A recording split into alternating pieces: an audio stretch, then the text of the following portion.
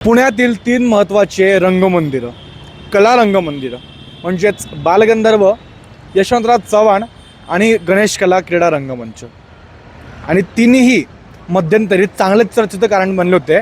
Specifically Balgandharva जिथे आता मी उभा आहे, कलाकारांसाठी होणारी गैरसोय इथे प्रामुख्याने आणि सातत्याने दिसून येत होती. मग मध्यंतरी कलादालनाचे मागच्या बालगंधर्वच्याच परिसरातल्या आजूबाजूला जे कलादालन आहे तिथे स्लॅब कोसळणं असो किंवा इथे व्यवस्थितपणे फायर ऑडिट झालेलं नसो, मागच्या वेळेस न्यूज.नीच हा विषय उचललेला होता. बालगंधर्वमध्ये आपण रिपोर्टिंग करायला आलो होतो तेव्हा इथे फायर सेफ्टीसाठी काही व्यवस्थित तयारी नव्हती. बाहेरच्या आपण अंगणामध्ये केलं होतं तेव्हा. दुसरी गोष्ट, स्लॅब कोसळलेला होता. तिसरी गोष्ट, ग्रीन रूम्स जे आहेत स्वच्छ नसतात. कलाकारांनी वारंवार ह्याच्यावरती आवाज उचलला होता.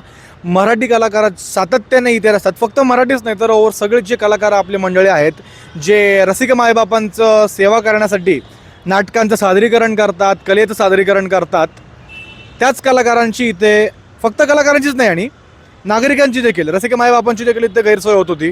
मध्यंतरी AC च्या डक्टमधनं धूरच काय निघाला होता.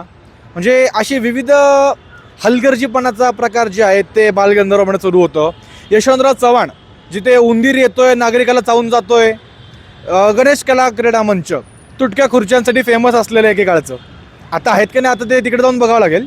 पण हे जे 3 नाट्य मंदिरं आहेत, रंगमंदिरं जे आहेत, त्याला आता एक मॉल स्टाईल अपग्रेडेशन करणार आहेत.